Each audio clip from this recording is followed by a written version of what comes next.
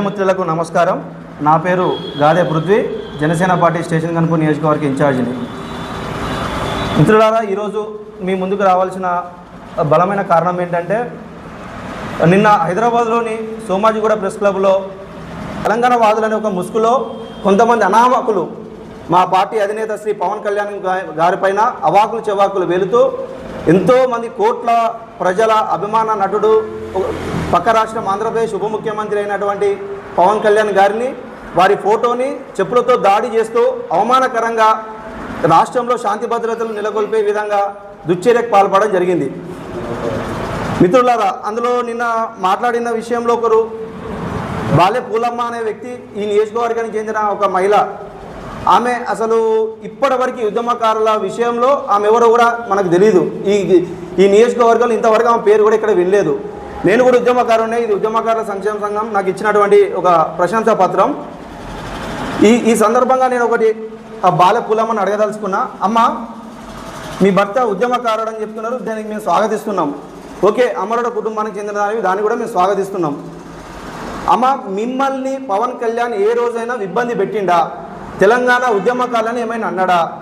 సంగంరెడ్డి పృథ్వీరాజ్ గారు మాత్రమే స్టార్టింగ్లో వాళ్ళు స్టార్ట్ చేసారు, తర్వాత జనసేన నాయకులు దానికి రిప్లైగా కౌంటర్గా ప్రెస్ మీట్ పెట్టడం జరిగింది. అంతే తప్ప మీరు ఉద్దేశపూర్వకంగా కేవలం వారిని అవమానించాలి, వాళ్ళ అభిమానులను రెచ్చగొట్టాలనే ఒక దుశ్చర్యగా, ఒక దురుద్దేశంతో నిన్న వారి ఫోటోని మార్పింగ్ చేస్తూ వాళ్ళ ఫోటోని చెప్పులతో కొడుతూ ఒక సోమాజిగూడ ప్రెస్ క్లబ్లో మీడియా ముందు అట్లాంటి చర్యలకు పాల్పడడం అది చాలా బాధ కలిగించిందమ్మా. మీది కూడా మా నియోజకవర్గమే, మా పక్క విలేజే. అమ్మ, మీ భర్త నిజంగా ఉద్యమకారుడిగా చనిపోయిందా? మీరు ఆత్మవిమర్శ చేసుకోండి అమ్మా. ఈ పూర్తి వివరాలు మా దగ్గర ఉన్నాయి, కానీ మేము ఆ విషయాలు మాట్లాడదలుచుకోలేదు. మీరు ఏమంటున్నారమ్మా? నిన్న పవన్ కళ్యాణ్కి ఈ రాష్ట్రంలో అడుగుపెట్టే హక్కు లేదంటున్నారు. మీరెవరమ్మా చెప్పనీకి? తెలంగాణ అనేది ఒక్కరికి కాదు. పవన్ కళ్యాణ్ అనే వ్యక్తి ఒక రాష్ట్రానికో ఒక ప్రాంతానికి చెందిన వ్యక్తి కాదు. ఆయన దేశ ప్రధాని స్వయంగా ప్రశంసించినటువంటి వ్యక్తి, కోట్ల అభిమానాలు ఉన్నటువంటి నటుడు, ఒక పార్టీ అధినేత. ఇటు కర్ణాటకలే కావచ్చు, తమిళనాడునే కావచ్చు, కేరళనే కావచ్చు, ఈ సౌత్ ఇండియాలోనే ఒక బలమైన శక్తిగా ఎదగబోతున్నటువంటి జనసేన పార్టీ నాయకుడు.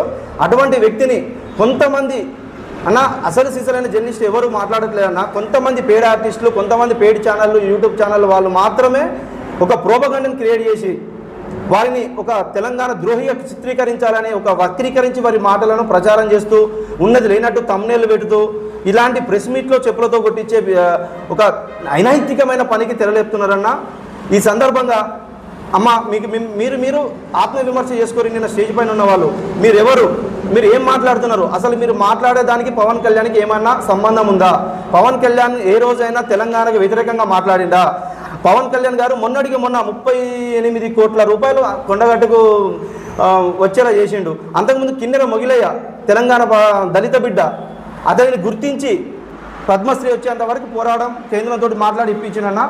అంతకుముందు గద్దర్ గారి గురించి కూడా మాట్లాడడం జరిగింది. గద్దర్ గారికి వారికి ఉన్న మధ్య సాన్నిహిత్యం గురించి కూడా మనందరికీ తెలిసిందే. గద్దర్ గారి కన్నా గొప్ప వల్ల నిన్న మొన్న వచ్చిన కొత్త బిచ్చగాళ్ళు గద్దర్ గారే చెప్పారు పవన్ కళ్యాణ్ అనే వ్యక్తి ఒక గొప్ప వ్యక్తి అని. పాషం యాదగిరి గారు గతంలో 2 రాష్ట్రాలకు సంబంధించిన వ్యక్తి, యురేనియం గురించి కొట్లాడిండు అని చెప్పి మాట్లాడిండు. ఇప్పటికిప్పటికి ఏమైందో తొండ ముదిరి ఉసరవెల్లి అయినట్టు మీరు మాట్లాడేది మీ స్థాయికి మీరు మాట్లాడడం ఎంతవరకు కరెక్ట్ అండి? పాషం యాదగిరి గారు, మేము దాన్ని కూడా తప్పు పట్టట్లేదు. మీరు దొర్లితే ఆ తర్వాత కొంతమంది దొరలడం జరుగుతుంది. ఒక జర్నలిస్ట్గా వర్క్ చేసిన వ్యక్తిగా, ఒక జర్నలిజంలో పీజీ చేసిన వ్యక్తిగా ఇప్పుడు కొంతమంది చేస్తున్న యూట్యూబ్ ఛానల్ వాళ్ళు చేసే జర్నలిజం కాదని చెప్పి నేను అడుగుతా ఉన్నా. ఇది జర్నలిజమా? మీరు ఏ ఎథిక్స్ తోటి చేస్తున్నారు ఇటువంటి దుశ్చర్యలు? ఒక వ్యక్తిని టార్గెట్ పెట్టి అతన్ని వ్యక్తిత్వ హననం చేయాలి, అతని పైన ప్రోపగండ చేయాలి, 10 సార్లు అబద్ధాన్ని చెప్తే అది నిజమవుతుంది అన్నట్టు కొన్ని యూట్యూబ్ ఛానల్ పని కట్టుకొని మరీ జనసేన అధినేత శ్రీ పవన్ కళ్యాణ్ గారి మీద పడుతున్నది. ఈ ఇష్యూ ప్రొఫెసర్ నాగేశ్వరరావు గారు సర్దుమనికి ఇచ్చిళ్ళు, మాట్లాడిండు, అయిపోయింది అది.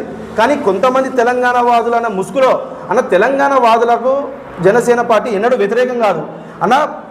సమైక్య రాష్ట్రంలో ఆంధ్రప్రదేశ్లో జై తెలంగాణ అని మాట్లాడిన వ్యక్తి, తెలంగాణ ఉద్యమం గురించి మాట్లాడిన వ్యక్తి, ఏకైక వ్యక్తి పవన్ కళ్యాణ్ అన్న. ఆయన దేశం ముఖ్యమంటాడు, ప్రాంతీయ విద్వేషాలకు వ్యతిరేకి, ప్రాంతీయతను విస్మరించని రాజకీయ విధానం అనేది మా సిద్ధాంతంలో ఒక సిద్ధాంతం అన్న, 7 సిద్ధాంతాలలో. అటువంటి వ్యక్తి మొన్న ఏదో ఆయన కొంతమంది కోనసీమలో ఇబ్బంది జరిగింది, కొంతమంది దిష్టి తగిలిందని, కానీ దాని తెలంగాణ ప్రజలు అని చెప్పి ఆయన మాట్లాడిన దాన్ని ఎడిటింగ్ చేసి మరీ చెప్తున్నారన్న. గతంలో 11 రోజులు ఉపవాసం ఉన్నానే ఒక మాట అది ఏ సందర్భంలో చెప్పిండు?